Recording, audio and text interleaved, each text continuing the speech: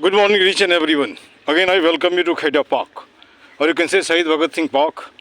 It is 24th January, and you can say it about that this fog is particularly there, or maybe because of winter, maybe because of severe cold.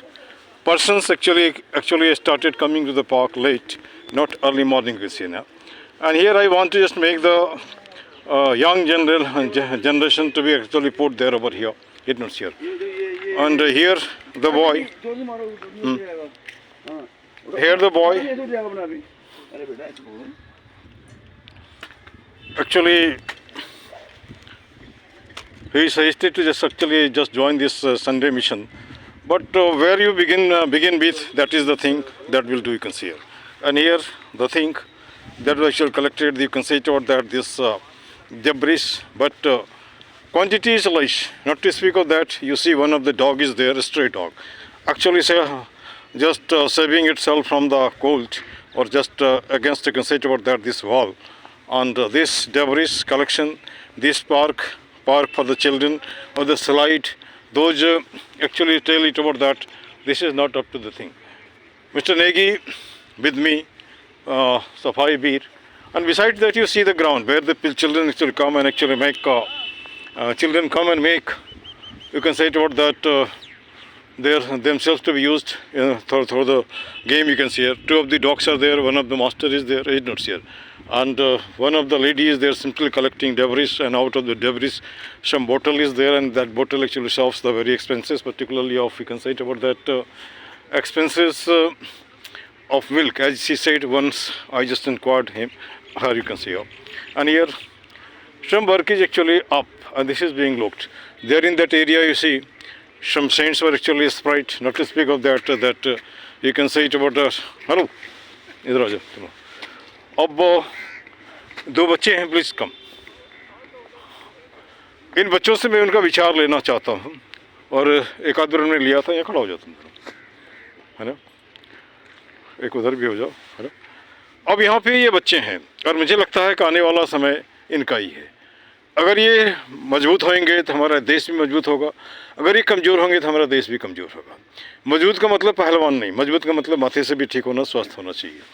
अब स्वस्थ के लिए आते हैं park में, तो park में आते हैं तो अगर एटमॉस्फेयर ही गड़बड़ होगा तो स्वस्थ कहाँ से होगा. लोग दौड़ते हैं, खेलते हैं, ठीक है, लेकिन सांस जो लेते हैं उसमें पॉल्यूशन होता है. पॉल्यूशन कहाँ से आता है? It is because of debris, है ना.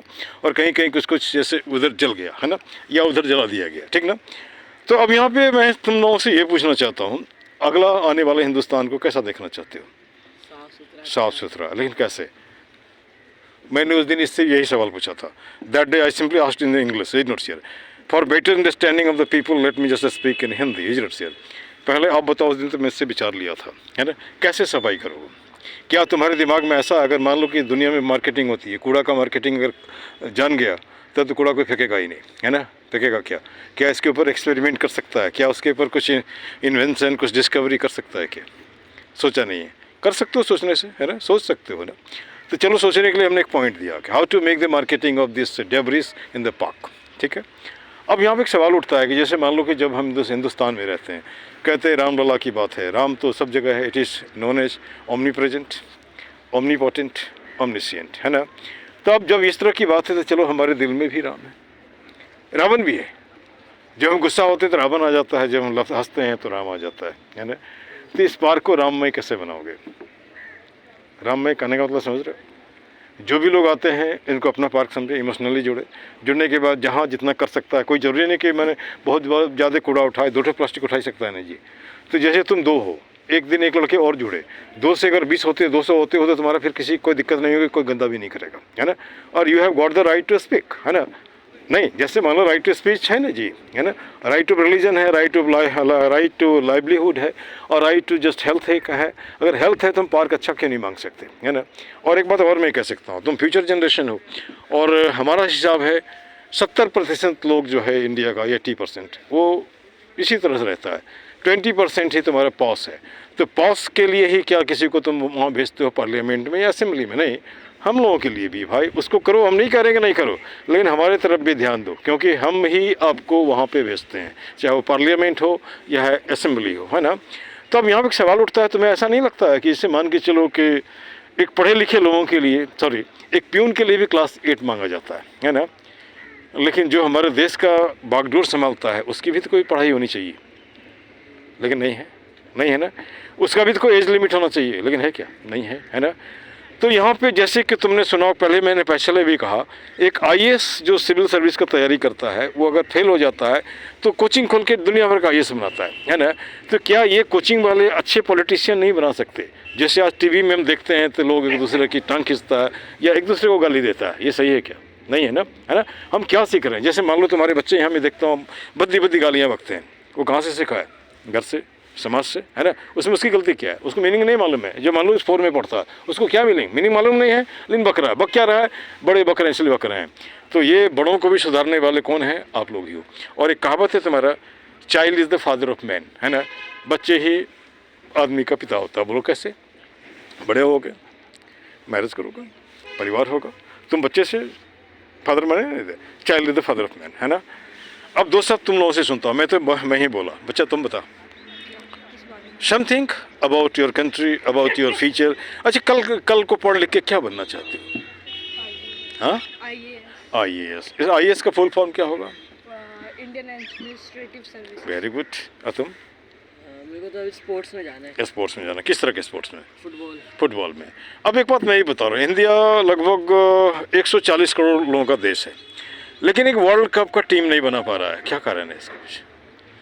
है ना। एक घाना छोटी सी कंट्री है, लेकिन उसके पास भी, वो भी खेलता है और वर्ल्ड कप में जाता है, लेकिन हिंदुस्तान हमारा फीफा वगैरह में नहीं जा पाता। क्या रीज़न है, बता सकते हो कुछ? सपोर्ट नहीं मिलता है। किसका सपोर्ट नहीं मिलता है? जनता का सपोर्ट नहीं मिलता है, या कहीं ना कहीं कुछ गड़बड़ है? गड़बड़ है कहने का सीधा से हिसाब है। ऐसे मान के चलो, एक आदमी को हमको स्विमिंग में लेना है, तो जो आदमी नदी के किनारे में बच्चा रहता है तो अपने जानता है स्विमिंग करने के लिए, है ना। जो हमको माउंटेनियरिंग में लेना है तो जो पहाड़ के नज़दीक रहता है तो खुद जानता है। अगर उस तरह के लोगों को हम लाएं, है ना, या वैसे बच्चे मान के चलो आदिवासी एरिया में दूर में है और उसको बॉल नहीं है, लेकिन वो कपड़े का बॉल बना करके खेलता है, जैसे पहले खेलता था, है ना। पहले कपड़े से ही बनाता था, ध्यानचंद भी कपड़े का ही ये बना करके किया था, अब वो दुनिया में नंबर 1 हो गया। तो तुम्हें नहीं लगता कि अगर इस तरह की सिचुएशन को चुना जाए तो और भी बेटर होगा? ठीक ना। और हमने किसी टॉपर का सुना था, 12 hour 1 year, if you labor you will become IAS. Do you think it is appropriate? 12 hour 1 year and you will become IAS, है ना। चलो, तुम्हारी बात सुन के मुझे अच्छा लगा और मैं सोचता हूँ इस तरह और भी लोग जुड़ने से अगर जागरण होगा तो निश्चित हमारा सब कुछ ठीक होगा। और हम चाहते हैं सुपर पावर बनने के लिए तो सबको लेकर के चलना पड़ेगा, है ना।